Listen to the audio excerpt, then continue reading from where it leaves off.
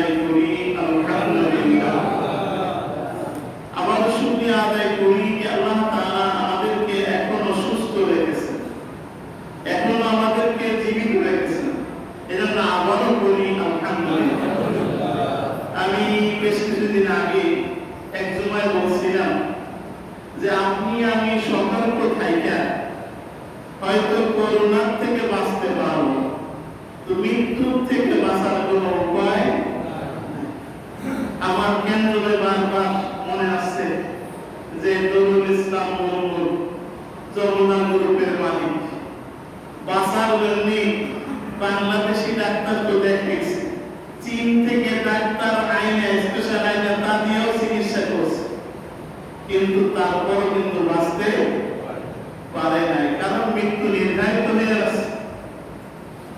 যদি অর্থের মাধ্যমে টাকা পয়সার মাধ্যমে দুনিয়ায় পয়সা থাকা যাইতো তাহলে চেষ্টা সে কম করে না। আপনি আমিও যে টাকা পয়সার বাহানি যারা দেখাচ্ছি তাদের সতর্ক হওয়া উচিত যে আসলে টাকা পয়সা দিয়ে আমার কিছুই হবে না। দেখলাম যে নুরুল মুরমু সে যা লাগে খরচ করতে চাইছে কিন্তু বাঁচতে চাইছে, কিন্তু সম্ভব হয়নি। আবার যারা আজকে ক্ষমতা বলে বলিয়ান হইয়া বিভিন্ন রকমের গরম কাজ করতেছি, মনে হচ্ছে যে আর কেউ মানুষই না এরকম মনে করতেছি, তাদেরও শিক্ষা নেওয়া উচিত। কারণ কয়েকজন মন্ত্রী মারা গেছেন, তাদের ক্ষমতা কিন্তু মন্ত্রী, প্রাক্তন মন্ত্রী, তাদেরও ক্ষমতা কিন্তু কম ছিল না, কিন্তু তাদের এই ক্ষমতা মৃত্যু যখন আসছে কোনোই কাজে আসে না। এতদিন তো অতীতের উদাহরণ দিতাম, এখন বাস্তব উদাহরণ। এই জন্য যারা ক্ষমতার বলে বলিয়ান হইয়া এখন ধরাকে সরা মনে করতেছি তাদেরও সতর্ক হওয়া উচিত, কারণ আমার ক্ষমতা কিন্তু আমাদের রক্ষা করতে পারবে না। কোন সময় যেন আপনার আমারও এরকম ডাক আসবে, ডাক আসলে কিন্তু কোনো কিছুতে আপনাকে আমাকে ঠেকাইতে পারবে। এই জন্য এখনো সময় আছে, এখনো তৈরি হবে, এখনো সময় আছে, এখনো মুসলিম হল। মুসলিম মানে হলো আল্লাহর পূর্ণ আনুগত্যশীল, আল্লাহ যা কয় সেইরকম চলে, এইরকম একজন মুসলমান আপনি আমি হই এবং মুসলমান হইয়া দুনিয়ায় জীবনযাপন করি, এই আহ্বান প্রথমে রেখেই আমি আমার ধারাবাহিক আলোচনায় যাচ্ছি। আমরা ধারাবাহিক আলোচনা করতেছিলাম কোরবানি। গত সপ্তাহে আমরা আলোচনা করছিলাম কোরবানির খানিক ইতিহাস। আসলে ইতিহাস সবার জানা, আবার আলোচনা করলে ভালো লাগে, শুনতে ইচ্ছে, কিন্তু শুধু ঘটনা আলোচনা করে তো লাভ নাই, শিক্ষা নিতে হবে। থেকে আপনার আমার জন্য কি শিক্ষা আছে? হযরত ইব্রাহিম আলাইহিস সালামকে আল্লাহ যত কঠিন থেকে কঠিনতর পরীক্ষা করছেন, সব পরীক্ষায় সে আল্লাহর ভালোবাসাকে প্রাধান্য দিয়েছে। এই জন্য ইব্রাহিম আলাইহিস সালামকে আল্লাহ এত মর্যাদা দিয়েছেন যে ইব্রাহিম আলাইহিস সালামকে মুসলমানরা তাদের জাতির পিতা মানে। শুধু মুসলমানরা মানে তা না, খ্রিস্টানরা বলে ইব্রাহিম আলাইহিস সালাম খ্রিস্টান ছিলেন, তিনি আমাদের নেতা। ইহুদিরা বলে ইব্রাহিম আলাইহিস সালাম ইহুদি ছিল, তিনি আমাদের। তাহলে পৃথিবীর ভিতরে উল্লেখযোগ্য যে তিনটা ধর্ম, মুসলিম, খ্রিস্টান, ইহুদি, সবাই ইব্রাহিম আলাইহিস সালামকে কি মানে? নেতা। এই যে নেতৃত্ব, এই যে সম্মান, এই যে মর্যাদা আল্লাহ তাআলা কেন দিয়েছেন? ইব্রাহিম আলাইহিস সালামের তিনটা আমলের বদৌলতে আল্লাহ তাআলা এই সম্মান দিয়েছেন। আমল তিনটা আমাদেরও জানা দরকার। তিনটা আমলের এক নম্বর আমল হলো ইব্রাহিম আলাইহিস সালাম মানুষকে খাওয়াইতেন, মেহমানকে যত্ন করতেন, মানুষকে খাওয়াইতেন। সাথে খাওয়ার কোনো মানুষ না পাইলে নিজে খাইতেন। একা একা খাওয়া পছন্দই করতেন না, যে মেহমান আসবে তারপরে খাবেন। আর আমরা একা একা গোপনে কেমনি ভালো খাবো, এই কাউকে নিয়ে খাবো বিয়ে খাবো এই চিন্তা আপনার আমার নাই, অথচ আপনি আমি ইব্রাহিম আলাইহিস সালাতু ওয়াস সালামের সুসন্তান হিসেবে দাবি। যদি ইব্রাহিম আলাইহিস সালাতু ওয়াস সালামের সন্তান হই, তাহলে আপনার আমারও এই অভ্যাস থাকা উচিত যে আমি একা খাবো না, যা খাবো আরো মানুষকে দিয়ে খাবো, আরো মানুষকে দিয়ে খাবো। আর যেই আমলটা এই মুহূর্তে সবচেয়ে বেশি প্রয়োজন, এই মুহূর্তে কত মানুষ, এক শ্রেণীর মানুষ আছে যারা কাউকে বলতেও পারে না, হাত পাততেও পারে না, খুবই কষ্টের ভিতরে আছে। সেদিন এক মসজিদের মুয়াজ্জিন সাহেব আমার বাসায় গেছে সাহায্যের জন্য। বলতেছে, হুজুর মসজিদে কয় টাকা বেতন পাইতাম, এই কয় মাস বেতন বন্ধ করতাম, টিউশনি বন্ধ, এখন আমার কোনো উপায় নাই, কার কাছে যাব? এরকম তো একজন মুয়াজ্জিন সাহেব আছে, এরকম মুয়াজ্জিন আরো আছে না? অনেক ইমামও আছে যারা কারো কাছে বলতেও পারে না, অথচ কষ্টটা সহ্য। সেদিন আরেক ভাই আমার বললেন যে বাসায় একজন মহিলা সাহায্যের জন্য আসছে, যে মহিলার পরনে বোরকা, যে বোরকা আমার ওয়াইফ পরে। উনি ধনী মানুষ কিন্তু বলতেছে, কিন্তু মহিলা সাহায্য চাইয়া মাথাটা যে নিচে রাখছে, মাথা আর জাগাই না। তার মানে ওই মহিলা ওই রকম সাহায্য চাওয়ার মানুষ না, কিন্তু বাধ্য হয়েছে। এই জন্য এই মুহূর্তে ইব্রাহিম আলাইহিস সালাতু ওয়াস সালামের ওই আমলটা আপনার আমার দরকার, যে আমি মানুষকে দিয়া খাবো, মানুষকে দিয়া। দুই নম্বর, ইব্রাহিম আলাইহিস সালাতু ওয়াস সালাম যে আমলের কারণে এত মর্যাদাবান হয়েছেন, সম্মানিত হয়েছেন, সে আমলটা হলো ইব্রাহিম আলাইহিস সালাতু ওয়াস সালাম কখনো রিজিকের চিন্তা করেন, খাবো কি, করবো কি, থাকবো কোথায়, এই চিন্তা করেন।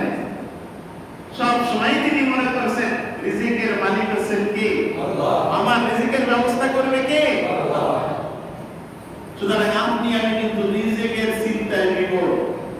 খাবো কি, শুধু আমি খাবো কি তা চিন্তা করি না, ছেলে মেয়ে খাবে এই চিন্তাও আপনি আমি করি। কিন্তু দেখেন অনেক মানুষ এমন আছে, আপনার আমার চোখের সামনে চোখ খুলে দেখেন যে বাবার কিছুই ছিল না, এখন কোটিপতি। কি বলেন? এখন কোটি কোটি টাকার মালিক। আমার কোটি কোটি টাকা ছিল, বাপ সব রেখে গেছে, এখন কিছুই নাই। এরকম মানুষ আছে না? সুতরাং আপনি আমি সন্তানের চিন্তায় ওই না করিয়া, নিজের চিন্তা না করিয়া ওই চিন্তাটা আল্লাহর উপরে ছেড়ে দিই যে আমার রিজিকের মালিক কে, আমার সন্তানের রিজিকের মালিক কে।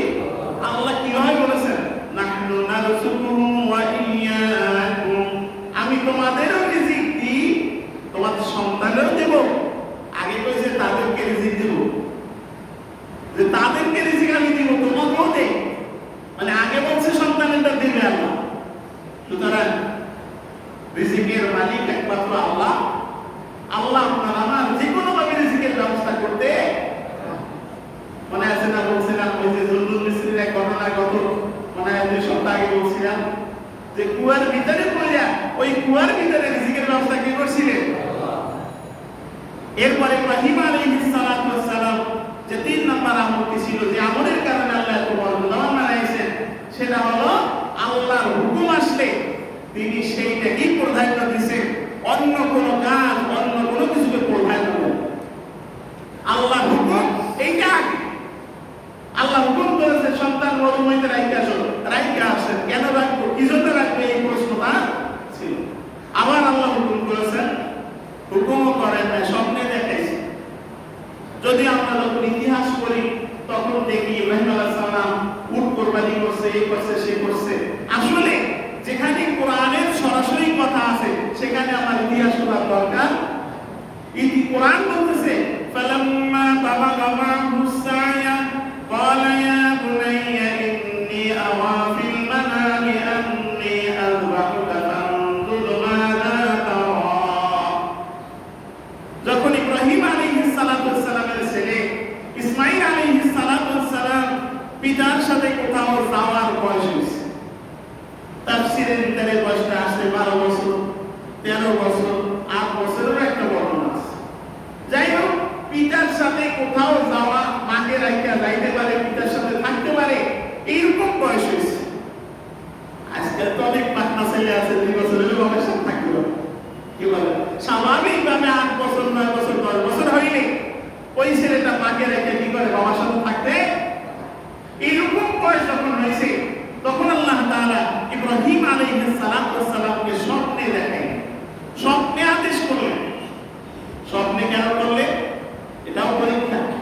ডাইরেক্ট আদেশ করলে তার পরীক্ষা থাকে না, স্বপ্নে করলে ঘুরাবার সুযোগ থাকে, যে স্বপ্নে দেখছি তো, না করলে কি হবে, এরকম হইতে পারে।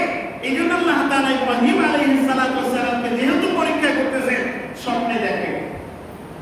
আর নবীদের স্বপ্ন, নবীদের কাছে 7টা পদ্ধতিতে ওহী আসছে, আলোচনা করতে গেলে আমি সামনে যাইতে পারবো না। 7টা পদ্ধতিতে ওহী আসছে, এর একটা পদ্ধতি হলো স্বপ্নের মাধ্যমে।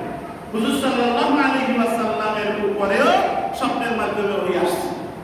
হুজুর সাল্লাল্লাহু আলাইহি ওয়াসাল্লাম বলেছেন, আইনা ইয়াতানু মালি ওয়া কলবি ইয়াকদান, আমার চোখ ঘুমায়, কলব ঘুমায় না। এই জন্য ঘুমায় না, ঘুমের ভিতরে আমার কাছে কি আসে? স্বপ্নের ওই আযান। আযান যে আমরা দেই, এই আযানটা কোনো ডাইরেক্ট হুকুম না, স্বপ্নের মাধ্যমে আসে। যাই হোক, ইব্রাহিম আলাইহিস সালাতু ওয়াস সালামকে আল্লাহ স্বপ্নে দেখেন। ইব্রাহিম আলাইহিস সালাতু ওয়াস সালাম, যিনি 100-র ভিতরে 100 পাইয়া পরীক্ষা পাস করা মানুষ, সিদ্ধান্ত নিলেন ছেলেকে কোরবানি করতে। কারণ ছেলে দরকার না, দরকার কারে? আল্লাহর সন্তুষ্টি। স্ত্রী দরকার না, দরকার কারে? আল্লাহর সন্তুষ্টি। ইব্রাহিম আলাইহিস সালাম দেখাইলেন স্ত্রীর চেয়ে আল্লাহর মহব্বত বেশি, স্ত্রীকে বড় ওই ভিতরে রাখতে আসে। এরপরে দেখাইলেন সম্পদের চেয়ে আল্লাহর মহব্বত বেশি, সব সম্পদ ত্যাগ করে হিজরত করে চলে গেলেন। দেখাইলেন নিজের সন্তানের চেয়ে আল্লাহর মহব্বত বেশি। ইব্রাহিম আলাইহিস সালাতু ওয়াস সালাম সুদূর ফিলিস্তিন থেকে মক্কায় আসলেন। মক্কায় এসে স্ত্রীকে বললেন, ও হাজেরা, তোমার ছেলেকে গোছায়া দাও, আমার সাথে নিয়ে দাও। হযরত হাজেরা খুব খুশি যে দীর্ঘদিন বাপ ছেলে বাবার সাথে কোথাও বেড়াইতে যাইতে পারে না, বাপ ছেলে একাত্রে কোথাও যাইতে পারে না, আজকে যাবে, খুব খুশি। আমাদের সব স্ত্রীতে খোঁজ নাই, খাবার নাই, দাবার নাই, আইসো ছেলে নিয়ে বেড়াই। গোছাইয়া ইব্রাহিম আলাইহিস সালাতু ওয়াস সালামের সাথে দিয়ে দিলেন। ইব্রাহিম আলাইহিস সালাতু ওয়াস সালাম যারা হয়ে গেছেন দেখছেন, মক্কা থেকে মিনায় যাইতে এখন না সুড়ঙ্গ পথ আছে, কত বড় পাহাড়, উঁচু পাহাড় পানি দিয়ে অপর পাশে যাওয়া হয়। যখন ইব্রাহিম আলাইহিস সালাতু ওয়াস সালাম একটু আড়ালে গেলেন, তখন শয়তান হযরত হাজেরাকে এসে ধোঁকা দিচ্ছে। ও হাজেরা, তুমি জানো তোমার সন্তানকে কোথায় নিয়ে যাচ্ছে? বলে, না জানি না, বাবার সাথে বেড়াইতে গেছে। বলে, তোমার স্বামী তোমার ছেলেকে জবাই করার জন্য নিয়ে যাচ্ছে। হযরত হাজেরা বলছে যে আমি জানি ইব্রাহিম আলাইহিস সালাতু ওয়াস সালাম আল্লাহর নবী, নবীরা কোনোদিন অন্যায়ভাবে কাউকে হত্যা করতে পারে না। প্রথম ডোজে কাজ হয় নাই। এরপরে বলছে, আরে তুমি জানো না যে ইব্রাহিম আলাইহিস সালাতু ওয়াস সালামকে আল্লাহ হুকুম করেছে সন্তান জবাই করার জন্য, এই জন্য নিয়ে এসে।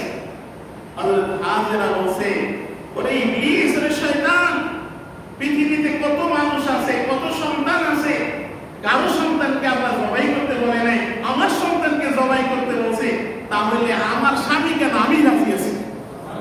কেমন মা, যেমন মা তেমন সন্তান, তেমন স্বামী। শয়তান এখানে সুযোগ পায় নাই। ইতিমধ্যে ইব্রাহিম আলাইহিস সালাতু ওয়াস সালাম একেবারে মিনায় ঢুকবা, মক্কার সীমানা ছাড়াইছেন, মিনার সীমানায় ঢুকছেন। এমন সময় ইসমাঈল আলাইহিস সালাতু ওয়াস সালামকে গিয়ে ধোঁকা দিচ্ছে, ইসমাঈল কোথায় যাও? বলে, আব্বার সাথে যাই। তোমার আব্বা তোমারে জবাই করতে নিয়ে যাচ্ছে। তা বিশ্বাস করি না, আমার আব্বা কেন আমারে জবাই করবে? আমার অন্যায় কি, অপরাধ কি? শেষ পর্যন্ত বলতে বাধ্য হয়েছে যে আল্লাহ তারে হুকুম করছে। ইসমাঈল আলাইহিস সালাতু ওয়াস সালাম ছোট বালক, 12 বছর হোক বা 13 বছর হোক, এইরকম একজন কিশোর, সে কি বলতেছে? আব্বা, আমারে শয়তানে ধোঁকা দিচ্ছে, শয়তান আমারে বলতেছে আপনি নাকি আমারে জবাই করবেন। ইব্রাহিম আলাইহিস সালাতু ওয়াস সালাম বলেন, শয়তানের পাথর মার। মক্কায় মিনায় ঢুকেই শয়তানকে কি করলেন? পাথর মারলেন। ধোঁকা দিস না, শান এটা দূর হ শয়তান। ইসমাঈল আলাইহিস সালাম পাথর মারলেন। এরপরে মিনার ভিতরে একেবারে কিছু দূর আগাইয়া পাহাড়ের পাদদেশে গেলেন।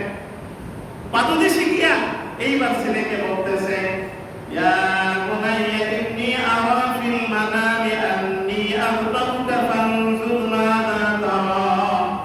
ও আমার ছেলে, ও আমার আব্বু, ইয়া বুনাইয়া, ছোট বাচ্চারে যেমন আদর করে কেমন থাকে, এইরকম আমার ছেলে, আমি স্বপ্নে দেখছি আমি তোমারে কোরবানি করতেছি, জবাই করতেছি। ছেলে তো বলতে পারতাম, স্বপ্নে দেখছেন এই জন্য জবাই করা লাগে, নিজে জবাই হয়ে যাবে, তা বলেন নাই। কি বলছেন? ইয়া আবাতি ফাল মা তুমার সাতাজিদুনি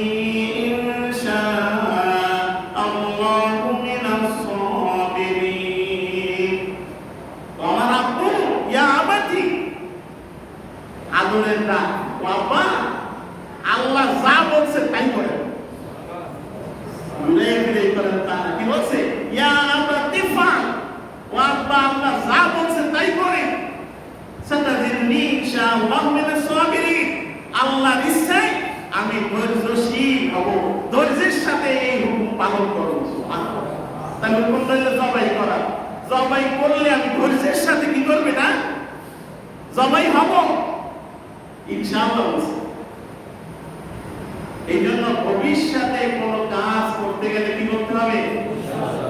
আমরা কিছু বলি না, আমরা কোন জায়গায় ইনশাআল্লাহ, কোন জায়গায় আলহামদুলিল্লাহ তো জানি না। কেমন আছেন? ইনশাআল্লাহ ভালো আছি। কি হবে? আলহামদুলিল্লাহ ভালো আছি। কুরবানি দিবে তখন কি হবে? ইনশাআল্লাহ কুরবানি দিব। আল্লাহ ইচ্ছা করলে দিব, কারণ আমার ইচ্ছা আমি কিছু করতে পারি না, আমার ইচ্ছার মালিক কে? আল্লাহ। এই জন্য ভবিষ্যতে কোনো কাজ করবো এটা বলতে হবে কি? হুজুর সাল্লাল্লাহু আলাইহি ওয়াসাল্লামকে আল্লাহ শিক্ষা দিয়েছেন, ওয়ালা তাকুনুন্না ইন্নী ফাইলুল গাদান ইল্লা ইয়াশা আল্লাহ, যে আপনি কখনো করবেন না যে আমি এটা আগামী দিন করব ইনশাআল্লাহ ছাড়া। আল্লাহ রাসূলকে আল্লাহ শিক্ষা দিয়েছেন। এই জন্য আপনার আমার মুখের ভিতরে কি থাকতে হবে? আমি একটা কথা বেরাই বলি যে বাংলাদেশ স্বাধীন হয়েছে কিন্তু একটা কথার কারণে আমার বিশ্বাস, কারণ বঙ্গবন্ধু তার ভাষণে কি বলছিল? ইনশাআল্লাহ এদের স্বাধীন করে ছাড়ব। এর মাধ্যমে দুইটা কথা প্রমাণ হয়, একটা তার ঈমান ছিল সেটা প্রমাণ হয়, যে ইনশাআল্লাহ বলছে, ঈমান না থাকলে সে ইনশাআল্লাহ বলে না, এটা প্রমাণ হয়। আর দুই নাম্বার হলো এই ইনশাআল্লাহ বলার কারণে আল্লাহ তাআলা আমাদেরকে কি দিয়েছেন? স্বাধীন করেছেন। এখন তো আমরা ইনশাআল্লাহ ভুলে গেছি, আর ঈমানের ওই তাকাজাও কি হয়ে গেছে? ভুলে গেছি। এখন আমরা সব নিজেরা করে ফেলি, এখন আমরা সব মোকাবেলা করে ফেলি, ও করোনাও মোকাবেলা করি, বন্যাও মোকাবেলা করি, এখন আর ইনশাআল্লাহ লাগে না। শিক্ষা নেওয়া উচিত যে আপনার আমারও আমাদের নেতার মতো এরকম ইনশাআল্লাহ বলা উচিত। ইনশাআল্লাহ এই করোনার থেকে আল্লাহ আমাদের হেফাজত করবেন, ইনশাআল্লাহ এই বন্যার থেকে আল্লাহ আমাদের হেফাজত। এরপরে ঘটনা আপনারা জানেন যে ইসমাঈল আলাইহিস সালামকে আল্লাহ তাআলা কুরবানি করার হুকুম করেছেন। ইব্রাহিম আলাইহিস সালাম কুরবানি করার জন্য তাকে মাটিতে শুয়াইছে, ওয়াতাল্লাহু লিল জাবিন, তার কপাল মাটির দিকে রাখছে, মানে কিছুটা মুখ করে শুয়াইছে। এরপরে জবাই করার জন্য তরবারি চালাইছে, তার মানে তার চেষ্টা সম্পূর্ণ শেষ। তখনই আল্লাহ তাআলা জিবরাইল আলাইহিস সালামকে আসমান থেকে দুম্বা দিয়ে পাঠাইছে। ইসমাঈল আলাইহিস সালামকে সরাইয়ে দিলেন, দুম্বা সামনে রাখলেন, কি বললেন? আল্লাহু আকবার। ইব্রাহিম আলাইহিস সালাম কি বললেন? আল্লাহু আকবার, লা ইলাহা ইল্লাল্লাহ। এরপরে আল্লাহু আকবার ওয়া লিল্লাহিল হামদ। ওই যে দুম্বা কুরবানি করলেন, আর এই দুম্বা কুরবানির মাধ্যমে আল্লাহ তাআলা তার ছেলেকে হেফাজত করলেন। তা আপনার আমার উপরে এই কুরবানি সম্পর্কে আল্লাহ রাসূল বলেন, সুন্নাতু আবিকুম ইব্রাহিম, তোমার আমাদের পিতা তার সন্তানকে রক্ষা করার জন্য আল্লাহ হুকুমে কোরবানি করছিলেন, তোমাদের সন্তানগুলোও হয়তোবা এই কোরবানির মাধ্যমে হেফাজত হবে। কি বলা যেতে পারে না? যারা কোরবানি করবেন না নিয়ত করছেন, দান করে দিবেন। আপনার ছেলেরা যদি করোনায় ধরে, কি বলেন, ধরে, তখন ওরকম কোরবানি কয়টা করা লাগবে না, ঠিক আছে না? কিন্তু ইসমাঈল আলাইহিস সালামকে আল্লাহ রক্ষা করলেন ওই কোরবানির মাধ্যমে, হেফাজত করলেন আল্লাহ তাআলা। আপনি আমিও কোরবানি করলে আপনার আমার সন্তানগুলোকে আল্লাহ ওইভাবে হেফাজত করতে পারে না? কি বলেন, পারে না? পারে।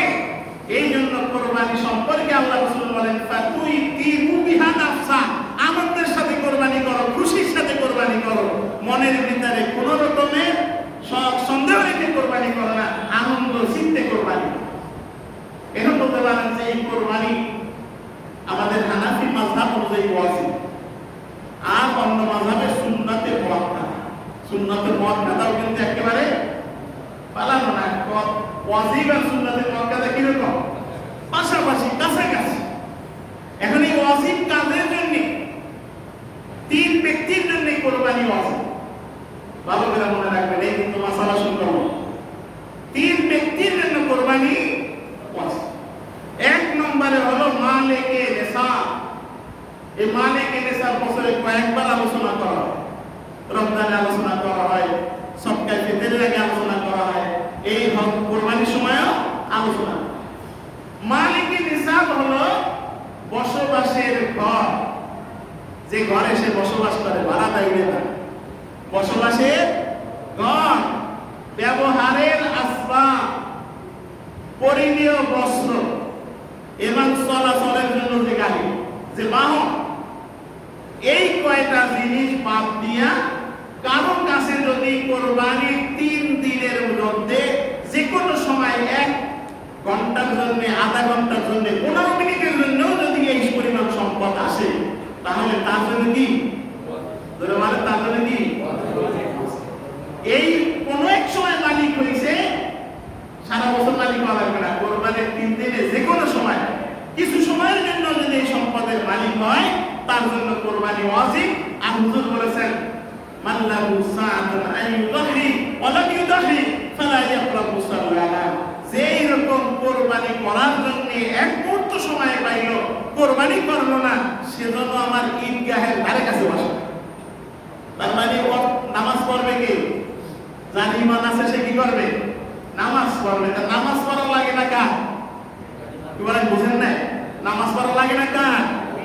এই মানে আল্লাহ রাসূল বলে ওই ঈদগাহে আসা লাগবে না, তার মানে ওর ঈমান নাই। এই জন্য কোরবানি যাদের উপরে ওয়াজিব, কোরবানি অবশ্যই করতে হবে, এর কোনো বিকল্প করলে চলে। তাই 1 নম্বর হলো মালিকে নিসাব।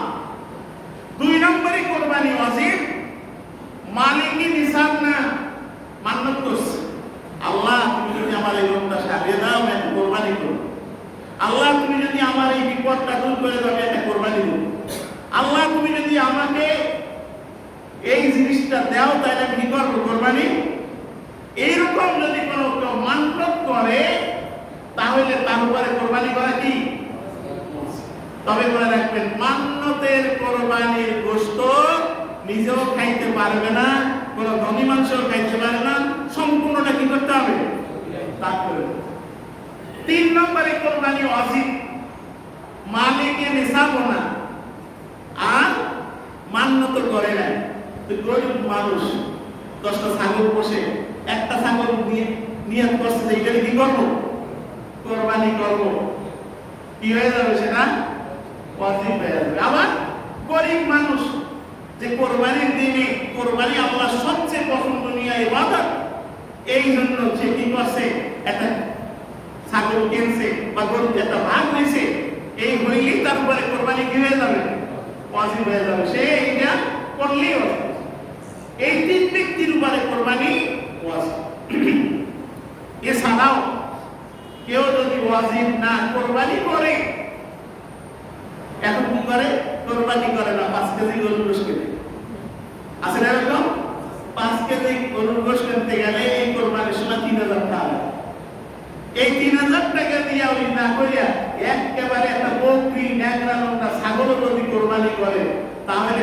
কোরবানির সওয়াব পাবে, কিন্তু ওই যে 6 কেজি গোশত কিনছে একটা নেকিও পাবে পাবে না। কারণ আল্লাহ রাসূল বলেছে যে মা আমিলা ইবনু আদম ফি আইয়ামিন নাহর আহাব্বু ইলাল্লাহি মিন ইহরাকিদ দাম। কোরবানির 3 দিনে বান্দা যত ইবাদত করে, নামাজ পড়ে, দান করে, সদকা করে, গরিবকে বিলাইয়ে দেয়, কিন্তু আল্লাহর কাছে সবচেয়ে পছন্দনীয় ইবাদত কি? এই জন্য ওয়াজিব না যাদের, আপনিও কোরবানি নিয়ত করেন, ওই 5 কেজি গোশত না কিনে একটা ভেড়া কিনে কোরবানি দেন, একটা বকরি কিনে কোরবানি দেন, দেওয়া যায়। আমি গত সপ্তাহে আমার বাড়ির মাদ্রাসায় একটা ছাগল কেনার জন্য আমার ছোট ভাইরে টাকা পাঠাইছি, তো 3200 টাকা দিয়ে একটা ছাগল কিনেছে।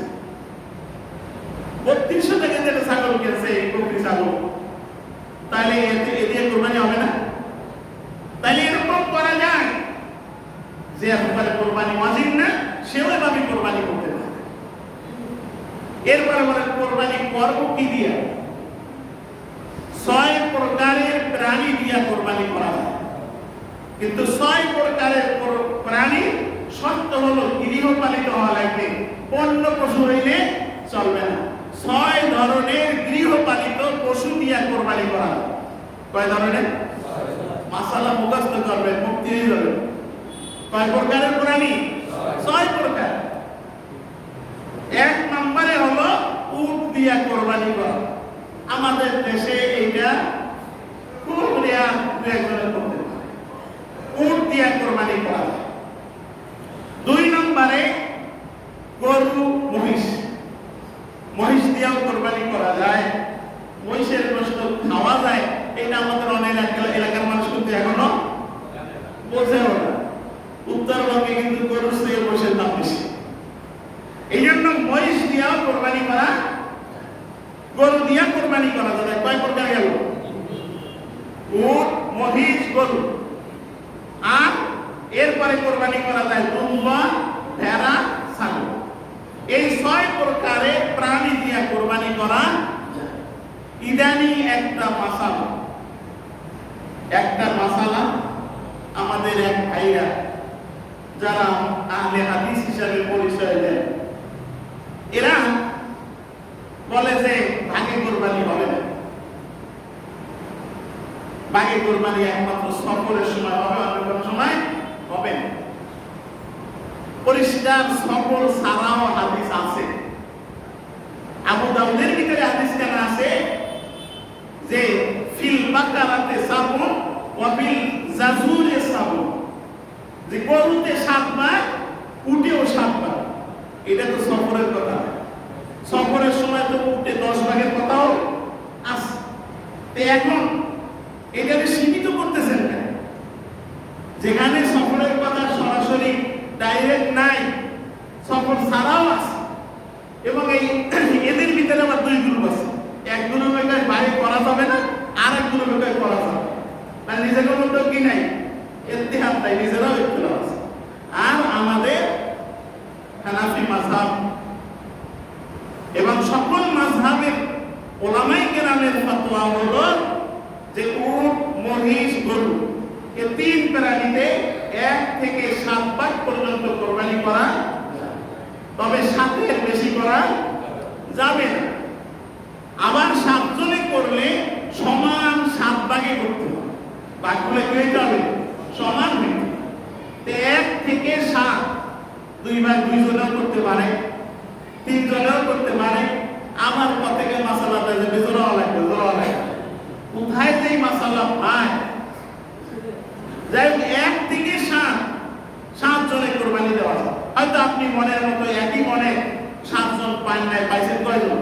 5 জন, 5 জনে দেন। 4 জন পাইছেন, 4 জনে দেন। আবার 7 জন পাইছেন, 7 জনেও দেওয়া। এরপরে দুম্বা, ভেড়া, ছাগল, এগুলা যত বড়ই হোক কোরবানি দেওয়া যাবে কয়জনের পক্ষ থেকে? 1 জন। আরেকটি বিষয় আমাদের সমাজে আছে, অমুকের নামে কোরবানি। আসলে কোরবানি সব কার নামে? যে কোনো জবাই কার নামে? কোন মানুষের নামে জবাই হইলে সেই জবাই খাওয়া যাবে? কোন দেবতার নামে জবাই হইলে, কোন পীরের নামে হইলে তাহলে গাছি কালুর নামে যেটা জবাই যেটা খাওয়া যাবে ওটা কি হারাম। সব জবাই হবে কোন নামে? বিসমিল্লাহে আল্লাহু আকবার, আল্লাহর নামে জবাই হবে। তবে আসলে আমাদের দেশের নামে বললো নিয়াতেই দেওয়া, নিয়াত কি পক্ষ থেকে, এতজনার পক্ষ থেকে, অমুকের পক্ষ থেকে করবেন। এরপরে আরেকটা মাসালাতে বর্তমানে সমাজে ইউটিউব হয়েছে, তো এখন আলেমেরও অভাব নাই, ফতোয়ারও অভাব নাই, আবার যে জীবনে মাদ্রাসায় তো যায় না, কোরআন শরীফ সহিভাবে পড়তে পারে না, সূরা ফাতিহাও পড়তে পারে, লাফ দিয়ে বুখারী নিয়ে পড়ে, তাদেরকে বলতে হয় যে বুখারীতে কি শুধু নামাজের মসলা আছে? বুখারীতে জিহাদের মসলা নাই? বলেন নাই? জিহাদের একটা বড় চ্যাপ্টার আছে, হ্যাঁ, কিতাবুল মাগাজি একটা বিশাল অধ্যায় আছে, ওই সেই সময় তো লাফাই করো। বুখারী শরীফের ভিতরে ইসলামী হুকুমাতের অধ্যায় আছে না? ওই সেইটা দিয়ে তো লাফাই করো। বুখারী শরীফের ভিতরে সুদের বিরুদ্ধে কথা আছে না? বুখারী শরীফে ঘুষের বিরুদ্ধে কথা আছে না? এ মাসালা নাই, খালি মাসালা আছে কি তোর নামাজ হয় না, তোর নামাজ হয় না। বাড়াবাড়ি করবেন না, কোন বাড়াবাড়ি না। হ্যাঁ, আপনি হাদিসের উপর আমল করেন, আলহামদুলিল্লাহ ভালো, আমিও হাদিসের উপর আমল। একজনে যদি আরেকজনকে অস্বীকার করে তাহলে একটা হাদিসকে অস্বীকার করা হইল, হাদিসকে অস্বীকার করা হইল। সংকীর্ণ মনতা ছাড়ে ব্রড মাইন্ডের হয় যে হ্যাঁ ও হাদিস আমল করে, আমি হাদিস আমল করি। সৌদি আরবে দেখবেন কেউ যদি কেউ বলে হাদিসে আছে, ও আর সামনে বাড়ে না, তা ঠিক আছে তুমি তোমার হাদিস আমল করো, আমি আমার হাদিস আমল করি। এই জন্য এখন একটা কথা আছে যে একই পরিবারে যদি একাধিক মালিকের নিসাব থাকে, একজনে কোরবানি দিতে হবে, একটা কিন্তু কত আলাদা দিয়েছে। বলেন একাধিক মালিকের নিসাব থাকে, একজনের যাকাত দিলে আর যাকাত দেওয়া লাগবে না? বলেন লাগবে না? তাহলে একজনের উপরে যদি কোরবানি ওয়াজিব হয়, একজনে দিন। পরিবারে যদি একাধিক ব্যক্তি মালিকের নিসাব হয়, একাধিক ব্যক্তি যদি সম্পদশালী হয়, তাহলে একাধিক ব্যক্তির কি দেওয়া লাগবে? কোরবানি দেওয়া। এরপরে এই কোরবানির প্রাণে বয়সের একটা মাসালা আছে। আমাদের দেশে দেখবেন যে বয়সটা আসলে একটা দাঁত সেই কয়টা, দাঁত কয়টা আছে। আসলে কোন কিতাবে দাঁতের কথা নাই, সব কিতাবে হাদিসে ফিকার কিতাবে আছে কি কথা? বয়সের কথা। তবে বয়সের সাথে দাঁতের একটা সম্পর্ক আছে। দেখবেন অনেক বাচ্চা 5 বছরে দাঁত পড়ে, আবার অনেক বাচ্চারা 8 বছরও পড়ে না, আছে না? 8 বছরও পড়ে না। মানুষের ক্ষেত্রে যদি এইটা হয়, ওই গরু ছাগলের ক্ষেত্রে এটা হইতে পারে না। এই জন্য দাঁত কিন্তু আপনার আমার জন্য এটা নির্দিষ্ট কোনো ফর্মুলা না, ফর্মুলা হলো বয়স। এই বয়সের ক্ষেত্রে উট যদি কেউ কোরবানি করতে চায়, তাকে নিশ্চিত হওয়া লাগবে যে এই উটটা 5 বছর বা তার চেয়ে বেশি বয়স হয়েছে। কয় বছর? 5 বছর বা তার চেয়ে বেশি। 5 বছরের কম বয়সী কোনো উট দিয়া যদি কোরবানি করে, কোরবানি হবে। এখন অনেকে উট দিয়ে কোরবানি করে নিয়ে এসে ভারত থেকে বা পাকিস্তান থেকে, ওর বয়স 5 বছর হয়েছে না হয় নাই এরকম কোন নিশ্চয়তা আছে? অথচ আপনাকে কোরবানি সহি হওয়ার জন্য নিশ্চিত হওয়া লাগবে এর বয়স 5 বছর বা তার চেয়ে বেশি হয়েছে। 2 নম্বরে মহিষ এবং গরু, এর বয়স 2 বছর বা তার চেয়ে বেশি হওয়া লাগবে। 2 বছর বা তার চেয়ে বেশি বয়স হওয়া লাগবে। 2 বছরের পর দাঁত যদি 4টাও পরে তা দিয়ে কোরবানি হবে। এরপরে ছাগল, ভেড়া, দুম্বা, এগুলার বয়স হওয়া লাগবে 1 বছর বা তার চেয়ে বেশি। এইখানে একটা বিকল্প মাসালা আছে, সেটা হলো দুম্বা এবং ভেড়ার ক্ষেত্রে, ছাগলের ক্ষেত্রে না। দুম্বা এবং ভেড়া যদি এত হৃষ্টপুষ্ট হয় যে স্বাভাবিক 6 মাসের যে বাচ্চা, 6 মাসের বাচ্চা কিন্তু এত বড় হয়েছে, ওই 1 বছরের পালের ভিতরে ছাড়িয়ে দিলে ছোট বড় কি করা যায় না, বিচার করা যায় না। সেই ক্ষেত্রে 6 মাসের অধিক ভেড়া এবং দুম্বা দিয়ে কোরবানি করা যাবে। সেই ক্ষেত্রে কিন্তু ছাগল দিয়ে কোরবানি করা, এই মাসালাটা ছাগলের জন্য না, এটা কার জন্য? ভেড়া এবং দুম্বা। এরপরে কোরবানি করবেন, কোরবানি করছেন কার নামে? আল্লাহ। জোরে বলেন কার নামে? আল্লাহ। এই আল্লাহর নামে কোরবানি করলে এই কোরবানির গোশতের মালিক কে? আল্লাহ। সবাই বলি না মালিক কে? আল্লাহ। নামই মালিক, মালিক আল্লাহ। এখন এই কোরবানির গোশত কর্ম কি এটা বলে দিয়েছে আল্লাহ। আগে তো খাওয়া যেত না, এখন কি বলে দিয়েছে? আল্লাহ বলেছে ওয়া আতিমু ফাকুলু মিনহা ওয়া আতিমুল কানিআল মুতাক, যে তোমরা এর থেকে খাও আর অভাবী দুস্থদেরকে খাওয়াও। এটা কোরআনের নির্দেশ। কোরআনের নির্দেশ হলো ফাকুলু মিনহা, আগে তোমরা খাও, ওয়া আতিমুল কানিআল মুতাক, আর যারা অভাবী আছে, দুস্থ আছে, তাদেরকেও এই গোশত খাওয়াও। এরপরে এই আয়াতের তাফসীর বিশ্লেষণ ফিকাহবিদরা বলেছেন আরো একটা, যে আরো একজন খাওয়াইতে হবে, আত্মীয়স্বজন। তাদেরকে খাওয়াইতে হবে আত্মীয়স্বজন। এই জন্য বলছে মুস্তাহাব তরিকা। মুস্তাহাব বোঝেন তো? আমরা তো অনেকে ফরজ কোনটা, ওয়াজিব কোনটা, সুন্নাত কোনটা এটা বুঝি না, কোনটা গুরুত্ব কত এটা বুঝি না, যার কারণে দেখা যায় লোকে গুলা বাকি বাকি এরকম আছে। মুস্তাহাব হলো করলে সওয়াব আছে, না করলে কোনো গুনাহ। মুস্তাহাব হলো যে এই কোরবানির গোশত 3 ভাগ করে 1 ভাগ নিজেরা খাবে, 1 ভাগ আত্মীয়-স্বজনদের খাওয়াবে, তাৎক্ষণিকভাবে তাদেরকে দিতে পারলে দেবে, না পারে রাইখা পরে দেবে, পরে খাওয়াবে, আর 1 ভাগ গরিব মিসকিনকে দিবে। এটা হলো মুস্তাহাব তরিকা। কিন্তু এমন যদি হয় কোরবানি দিছে 1 ভাগ, পাইছে 5 কেজি গোশত, পরিবারের লোক 10 জন, আর 3 ভাগ করে যা রাখছে নিজের মধ্যে মারামারি, কেন হইতে পারে না? সেক্ষেত্রে তার ওই দান না করলেও হবে, নিজেরা সব খাইলেও তার কি হবে? কোরবানি কোরবানি হবে। আবার এমন হয়েছে গরু একটা কোরবানি দিয়েছে, গোশত হয়েছে 5 মণ, পরিবারের লোক 3 জন, সে যদি বেশিরভাগ দান করে দিয়া অল্প রাখে, তাও কি আছে? জায়েজ, দুইটাই জায়েজ। আরেকটা এখন আমরা হাত বাড়িয়ে মাসালা দেই, আজকে একটু দেরি হলে সমস্যা নাই তো, কারণ সামনের শুক্রবার শনিবার কোরবানি, ওই দিন মাসালা বলে তো লাভ হবে না, তো আগেই বলবো। আরেকটা কি বলে যে কোরবানির গোশত কি করা যাবে না, ফ্রিজে রাখা যাবে না, কোরবানি হবে না। এগুলো হলো যে কি বলে বেশি সুফি আইয়ামি তাশরিক। তাশরিক কারে বলে? তাশরিক শব্দের অর্থই হলো গোশত শুকানো। গোশত শুকানো, সেই সময় গোশত শুকাইয়া সংরক্ষণ করত, রোদে শুকাইয়া গোশত কি করত? সংরক্ষণ করত, আস্তে আস্তে খাইত। এখন শুকাইয়া সংরক্ষণ করে না, কিভাবে সংরক্ষণ করে? আপনি যদি গোশত ভাগ করে দিয়ে আপনারা ফ্রিজে রাখেন, আস্তে আস্তে খান, গুনাহ হবে না? গুনাহ হবে। আবার আপনার আত্মীয় রয়েছে দূরে, তাদের গোশত একটা প্যাকেট দিবেন, এই করোনার মধ্যে পাঠাবার কায়দা নাই, প্যাকেট করে আপনি ফ্রিজে রাখলেন, 1 মাস পরে পাঠাই দিলেন, কি বলে যায় হবে না? এই জন্য এটা রাখাও যায়।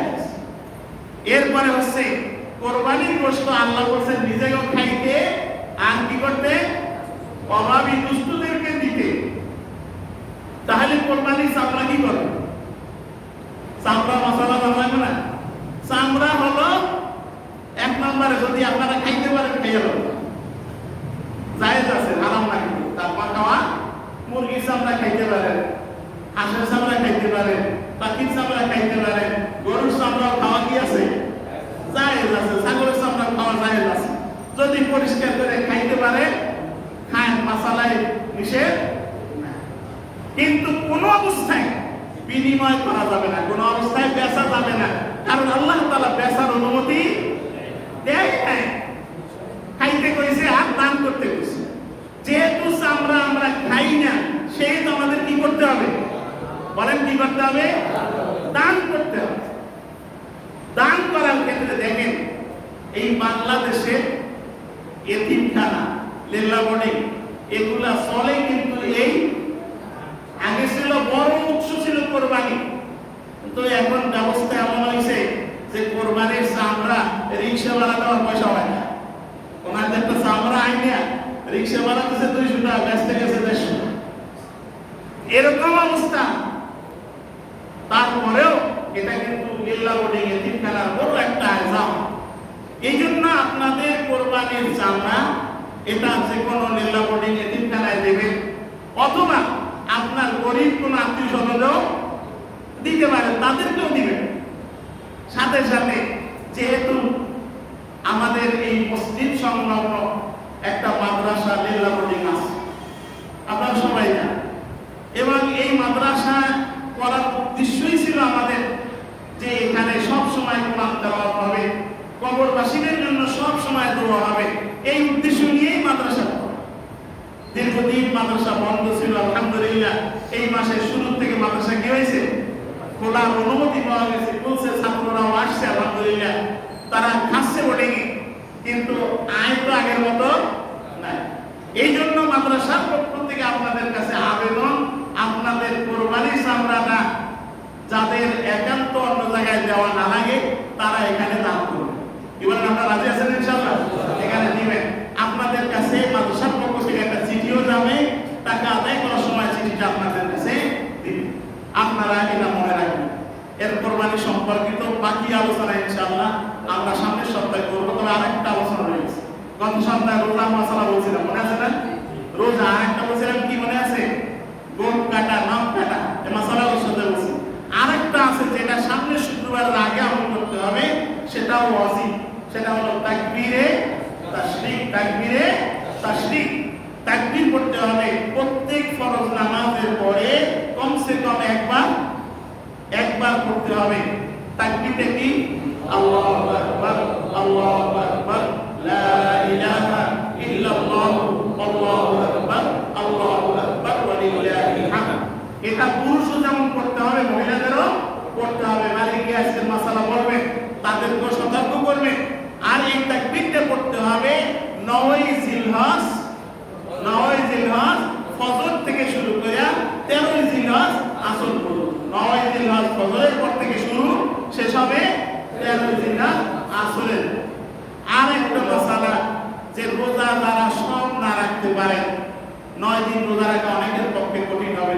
আমি কালকে রোজা রাখি, এত অসুস্থ লাগছে, আজকে রাখতে পারি, আসলে সব দিন পারবেন না।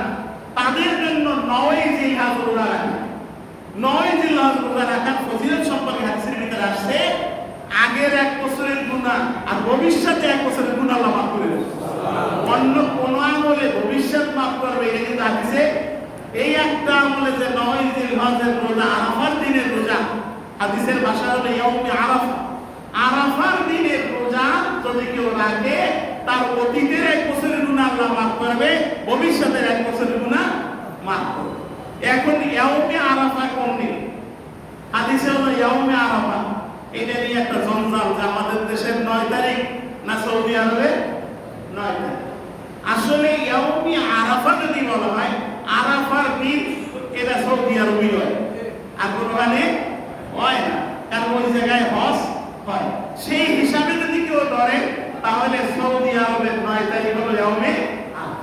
আর যদি ধরেন হুজুর সাল্লাল্লাহু আলাইহি সাল্লাম 8 তারিখকে বলছেন ইয়াউমুত তারবিয়া, 9 তারিখকে বলছেন ইয়াউমে আরাফা, 10 তারিখে বলছেন ইয়াউমে নাহার, তাহলে তারিখ উদ্দেশ্য না হইয়া, মানে ওই দিন উদ্দেশ্য না হইয়া যদি তারিখ উদ্দেশ্য হয়, ইয়াউমে আরাফা দিয়ে যদি তারিখ উদ্দেশ্য হয়, তাহলে রোজা রাখতে হবে আমাদের দেশে 9 তারিখ। এখন এই ব্যাপারে সুস্পষ্ট কোনো হাদিস নাই। হাদিসের ইবারত আছে ইয়াউমে আরাফা, মুহাদ্দিসিনে কেরাম দুইটা ব্যাখ্যাই আছে। সেই কিন্তু আমাদের একটা কাজ করলে ভালো হয়, যে ওই সৌদি আরবেরও 9 তারিখ, আমাদেরও 9 তারিখ, কি বলেন? 2টা রোজা অন্তত রাখা, তাহলে সেটা আল্লাহ কবুল করে করবেন। যেহেতু সুস্পষ্ট যদি আল্লাহ বলে 9 তারিখ, তাহলে না বলছে ইয়াউমে আরাফা। আর ইয়াউমে আরাফা যদি বলি 2 রকমের ব্যাখ্যা হইতে পারে। এই জন্য 2 দিন রোজা রাখার জন্য আমি অনুরোধ করতেছি যে 2 দিন রোজা রাখলে আল্লাহ তাআলা এত বড় ফজিলাতের কথা ঘোষণা করেছেন, আমরা রাখার চেষ্টা করব। আল্লাহ তাআলা আমাদের সকলকে আজকের আলোচনার উপর আমল করার তৌফিক দান করুন। যারা সুন্নাত করেন সুন্নাত করি। আসসালামু আসসালামু আলাইকুম। হ্যাঁ, ও আরেকটা বিষয় রয়ে গেছে তো, ঈদের জামাত কয়টা বলেন? যদিও সামনে শুক্রবার বললে হবে, কিন্তু আগের থেকে জানিয়ে নিলে ভালো হয়। আমাদের এই মসজিদে ঈদুল আজহার একটা জামাত হইলেই হইল, কিন্তু এখন তো ফাঁকা ফাঁকা দাঁড়ানো লাগে, এক জামাতে না হওয়ার সম্ভাবনাই বেশি। এই জন্য আমরা দুই জামাতের ব্যবস্থা রাখতে চাই। প্রথম জামাত হবে 7:30টায়, এবার ঠিক আছে না? আর দ্বিতীয় জামাত 8:30। যারা 7:30টার জামাতে নামাজ পড়বেন 7টার ভিতরে মসজিদে আসেন, আর যারা 7:15টার জামাতে নামাজ পড়বে, 8:30টার জামাতে নামাজ পড়বে, তারা 8টার ভিতরে অবশ্যই মসজিদে আসবেন। আল্লাহ আমাদের সকল